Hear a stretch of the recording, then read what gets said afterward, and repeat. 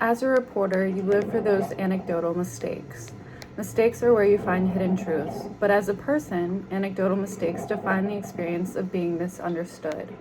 Anecdotal mistakes are used to make metaphors that explain the motives of a person who is sort of like you, but not really. If a question is interesting, it is very difficult to resist answering it because you will usually find your own answer interesting to yourself.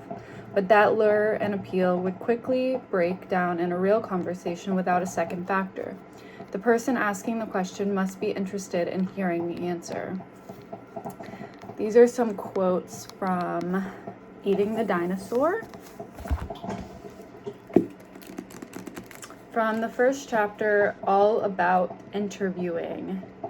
And I think that this first quote was in discussion with Errol Morris.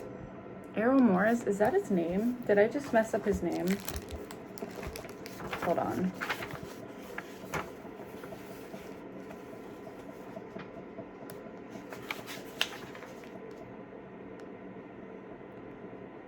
No, it's Errol Morris. Okay, the documentarian. This is like a really interesting essay about why people answer questions, like what gives people the motivation to answer a question.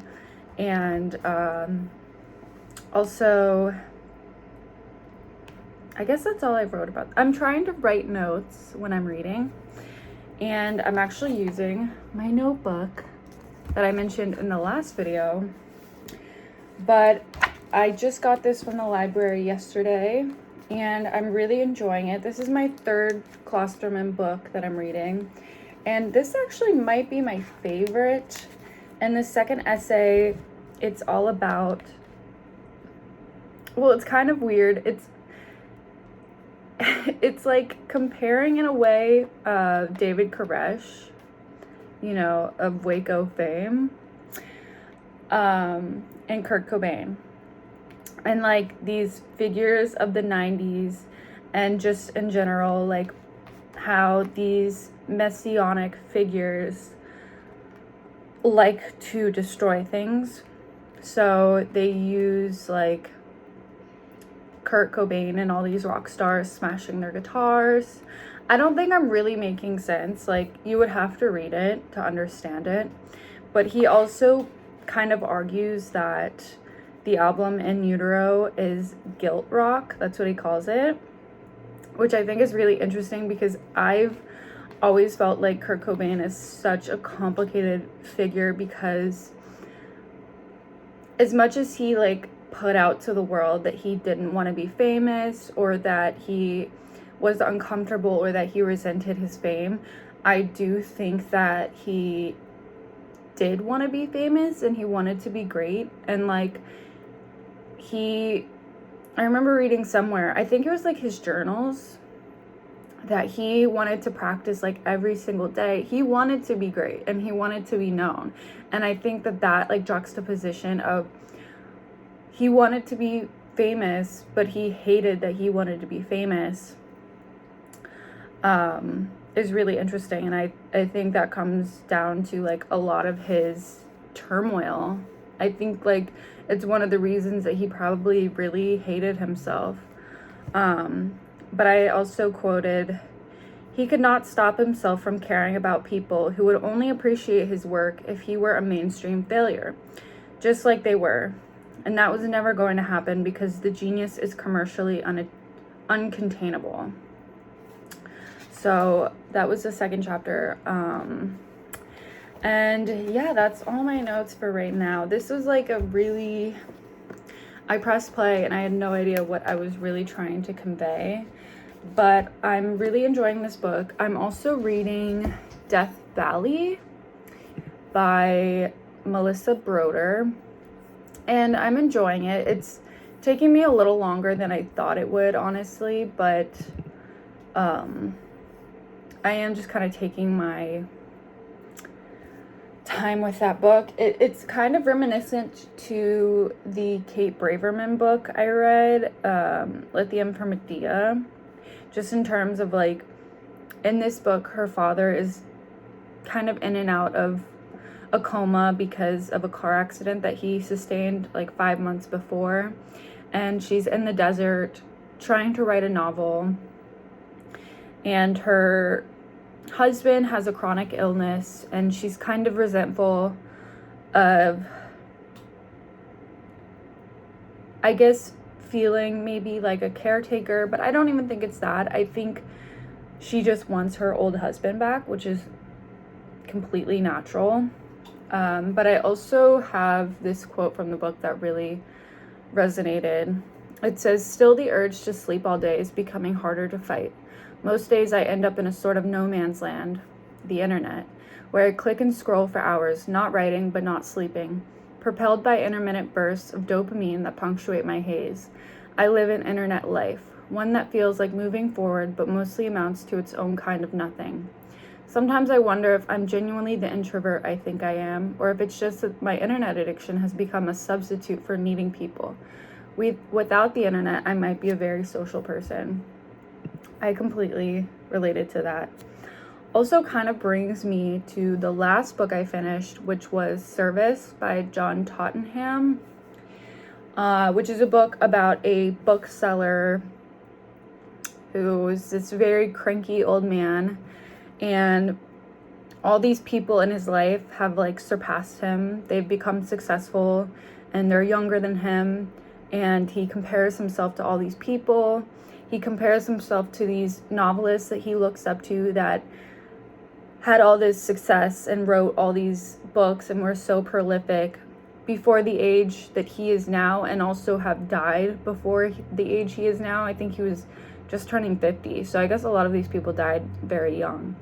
But he's kind of facing his own mortality and his own kind of just going into the past and wishing that he had done things earlier.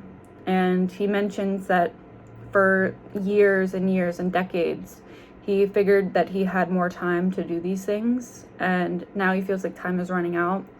And so he really decides to finally write a novel, and he has this like hour, or this window of 3 hours. I forgot what he calls it. He has like a name for it. And he's also dealing with these like customers at the bookstore that are like driving him crazy. And his boss is this guy that he actually got him the job there, and then the guy ended up moving up the ranks and becoming his boss. And the only reason he really stays at that job, even though he always has like horrible Yelp reviews and doesn't have good customer service, is because the guy feels like he owes him because he got him the job. But eventually he kind of like crashes out and has a little tantrum that's like filmed. And so he does get fired. And that's like towards the end of the book. And something I really liked about the book was that it ends on this kind of unsure note where he hasn't finished the book yet. He has all this credit stuff that he now has to pay back.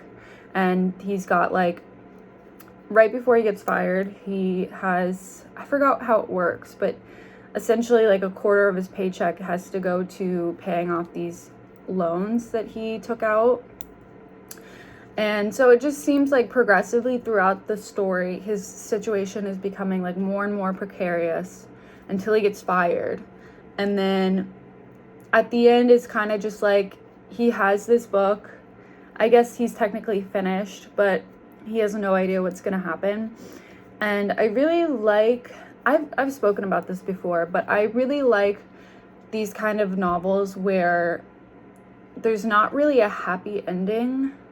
There's not like, oh, I sold my novel and now I'm rich and famous and all this stuff that I struggled towards actually paid off.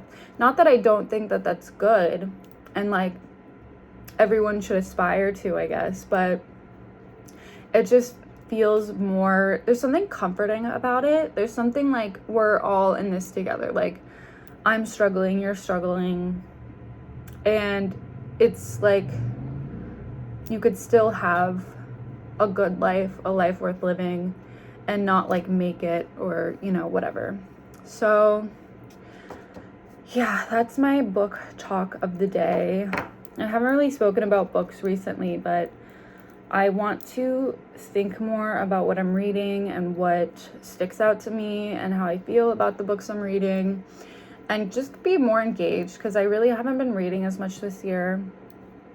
And I don't want to just like whiz through a book and say, okay, I read that book.